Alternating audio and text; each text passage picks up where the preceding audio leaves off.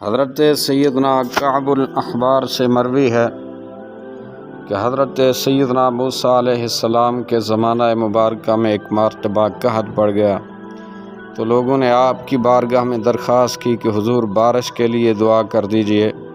حضرت سیدنا موسیٰ علیہ السلام نے ارشاد فرمایا، میرے ساتھ پہاڑ پر چلو۔ چنانچہ سب لوگ آپ کے ساتھ چل پڑے۔ آپ نے اعلان فرمایا کہ میرے ساتھ کوئی ایسا شخص نہ آئے جس نے کوئی گناہ کیا ہوا ہو۔ یہ سن کر سب لوگ واپس ہو لیے، لیکن صرف ایک آنکھ والا شخص ساتھ ساتھ چلتا رہا۔ حضرت سیدنا موسیٰ علیہ السلام نے اس سے پوچھا، کیا تم نے میری بات نہیں سنی؟ اس نے عرض کی، جی ہاں سنی ہے۔ فرمانے لگے، کیا تم بالکل بے گناہ ہو؟ اس نے جواب دیا، حضور مجھے اپنا کوئی گناہ یاد نہیں، لیکن ایک گناہ کا تذکرہ کرتا ہوں، اور وہ گناہ اب باقی رہا یا نہیں اس کا فیصلہ آپ ہی فرمائیں۔ آپ نے پوچھا، وہ کیا؟ اس نے بتایا، ایک دن میں نے راستے سے گزرتے ہوئے کسی کے مکان میں ایک آنکھ سے جھانکا تو کوئی کھڑا تھا۔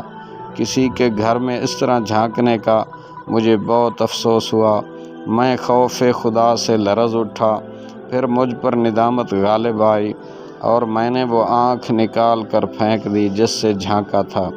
اگر میرا وہ عمل گناہ تھا تو آپ فرما دیجئے، میں واپس چلا جاتا ہوں۔ حضرت سیدنا موسیٰ علیہ السلام اس کی بات سن کر بہت خوش ہوئے اور فرمایا، ساتھ چلو، اب ہم دعا کرتے ہیں۔